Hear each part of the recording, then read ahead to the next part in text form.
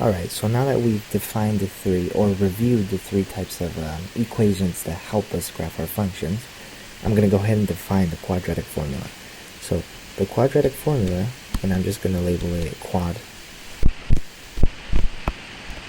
So I'll just say quad form, okay, is x equals negative b plus or minus the square root of b squared minus 4ac, and that's all over 2a. Okay, and so what this does is this gives us our factors for any polynomial of degree 2. And the reason why this is so nice is because, say you had this problem. 5x squared plus 6x minus 4.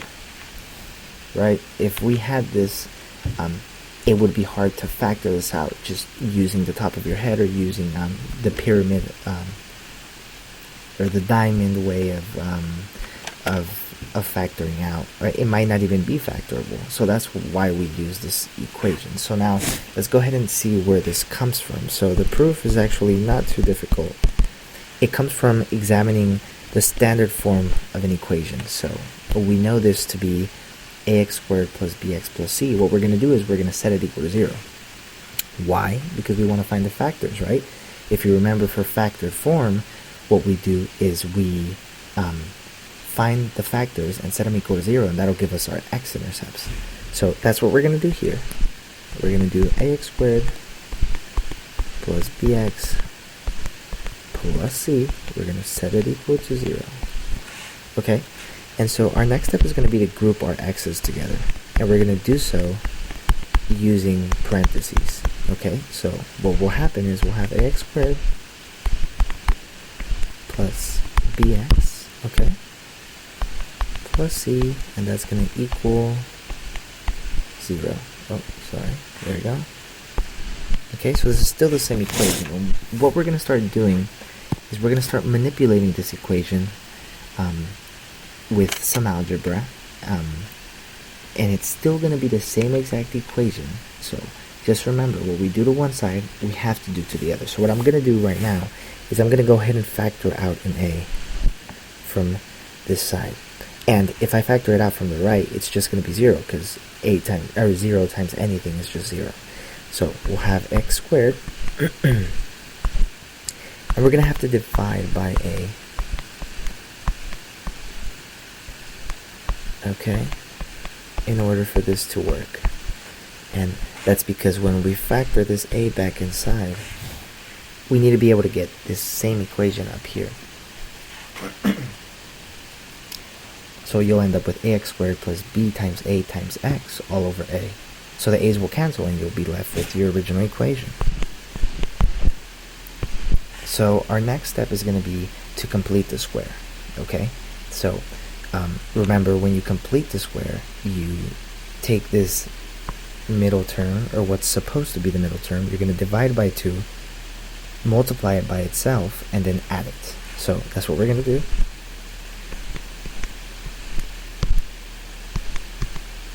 And remember, the x is going to stay. B over a is some number. It can be any number, but that x is just a variable. So we're going to add, and it's going to be divided by 2, and we're going to square it. So we're going to multiply it by itself.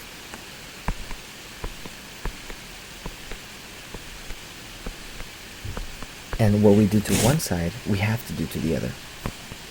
So because this a is factored out outside of the parentheses, we have to take it into account. So if we actually distribute this in, so let's rewrite this inside part by, I'm not sure what happened. Okay, so let's rewrite this term. Alright, so remember, anything squared just means it multiplied by itself. So this is going to be b over 2a times b over 2a. I'll write it up here. So b over 2a times b over 2a, okay? If we simplify this, this is going to be b squared over 4a squared, right? So let's go ahead and rewrite this. Let's put it here. Plus bx over a plus b squared over 4a squared plus c equals, and so now that we've rewritten it, we have to actually see that once we distribute this back in, we're going to get ax squared plus bx, right, because the a's are going to factor out, or they're going to cancel, plus b squared over 4a. So that's the actual term that we have changed this equation by. So we're adding b squared, technically we're adding b squared over 4a. So remember, what we do to one side, we have to do to the other, so we have to add it on our right. Okay, and so Ms. Mooneyham might have done it a little different. I decided to do it this way because maybe it might be easier for you to understand this way than it was the other way. So my purpose is to just try to get you to see that there's different ways to do mathematics in general. So math, there's a lot of different ways to do a lot of math. So, and we can actually double check if you really want. If we distribute this back in, we get ax squared plus bx plus b squared over 4a plus c, right? And if we subtract this term, we'll get back ax squared plus bx plus c equals 0. And that's what we want, right? We're dealing with the same equation, we're just manipulating it using some algebra to get what we need, right? So what I'm going to do next is I'm going to go ahead and subtract that c because I don't like it there. So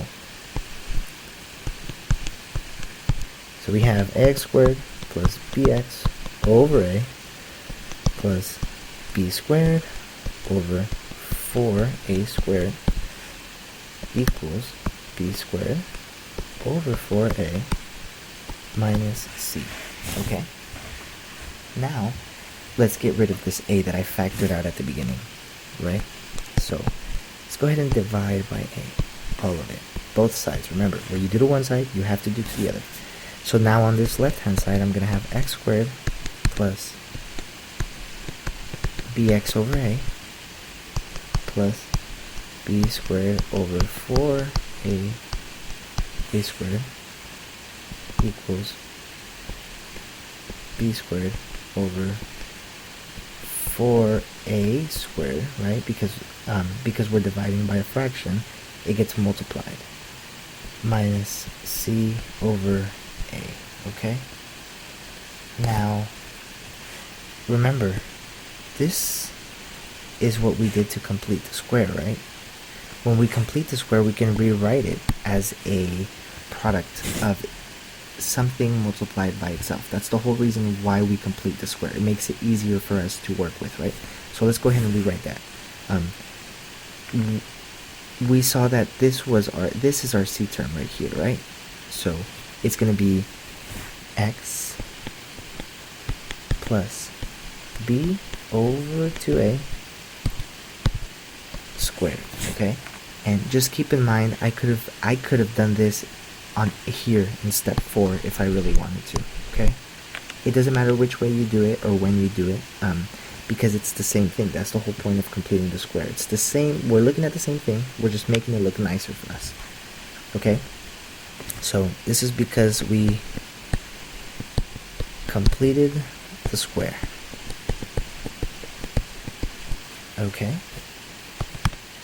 and we have b squared over 4a squared minus c over a.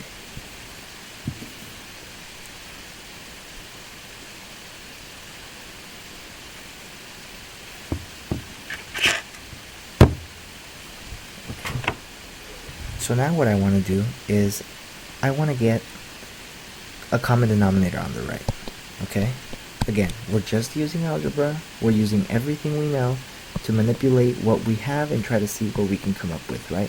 So this left hand side is going to stay the same, right? So this left hand side is still x plus b over a squared. So in order for us to get a common denominator, we have to make the denominator the same.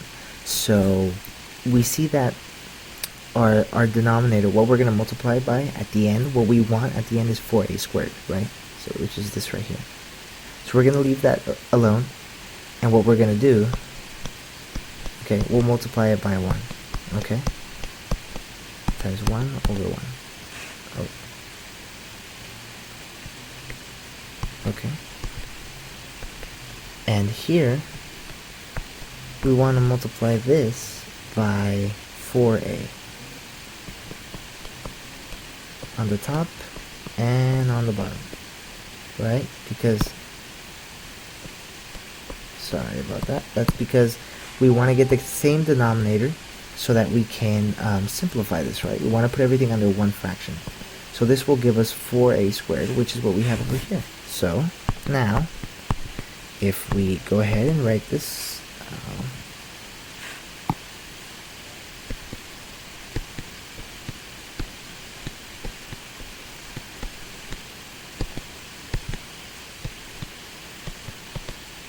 okay, that's going to equal,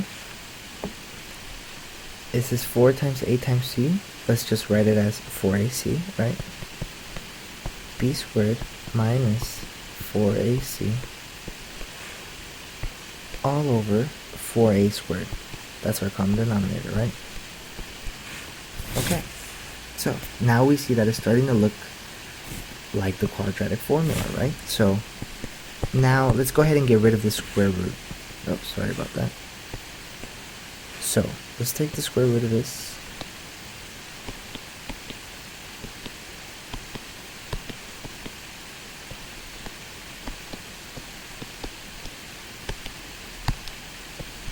Okay, and let's do what we do to one side, we have to do to the other.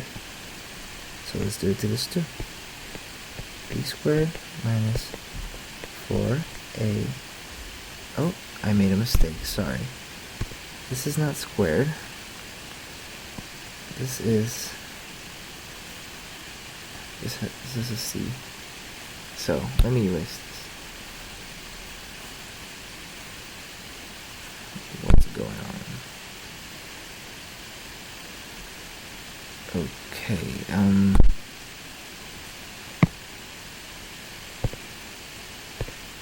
alright, there we go. So this should be a c, sorry. Right? And because what we did here is we distributed the c to our 4a, and we distributed this a to our 4a. And that's how we got our common denominator. So we have b squared minus 4ac all over, I'm not sure why it keeps doing this.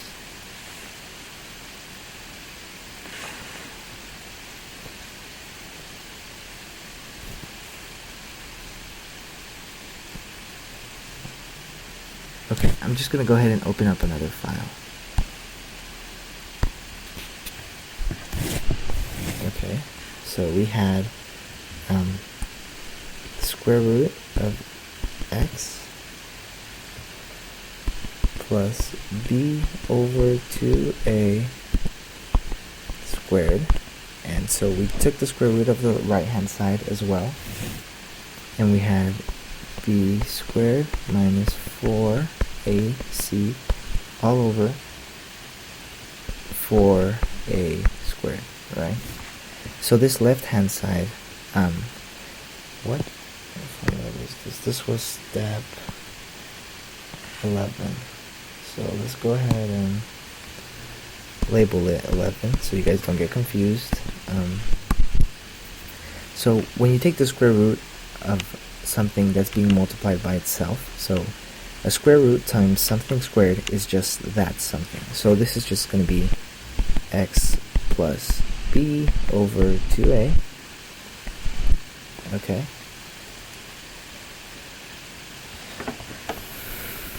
Okay, and that's going to equal, well, the top, we can rewrite a square root. I'm not sure if Miss Manningham has gone over this yet, but we can rewrite it as, when you have a fraction at least, as the square root of each of those. So, okay, right? So if we simplify again, this left hand side is still x plus b over 2a. This top part stays the same because we can't do anything to it because it's being subtracted,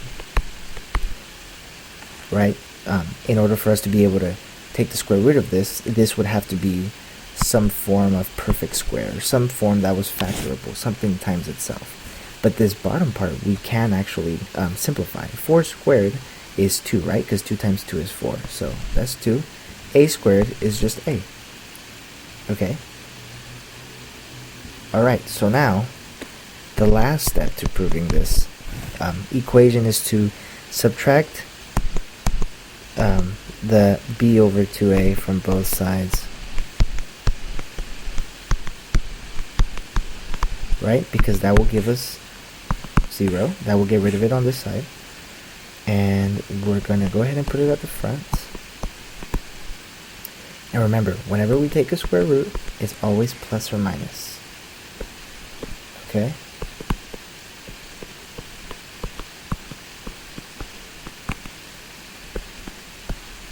Alright. And we see that these have the same denominator. So we can actually rewrite this as one fraction. So this is going to be x equals negative b plus or minus the square root b squared minus 4ac. It's going to be all over 2a. Okay? And so that's how you prove or derive the quadratic formula. So why is this useful? I'm sure Miss Mooneyham has gone over it or will go over it in class, but we use this to find the roots or the factors of an equation of powers of 2, of an exponent of 2. Okay? That's pretty much it. If you have any questions, feel free to ask Miss Mooneyham. I will see if I can come in a little more this week. If not, every Friday I'm there. If you want to catch me after class, after 6th period or something, you're more than welcome. But yeah, so this is how we prove the quadratic formula, and it's really useful because we don't have to worry about making a diamond or finding factors for harder problems.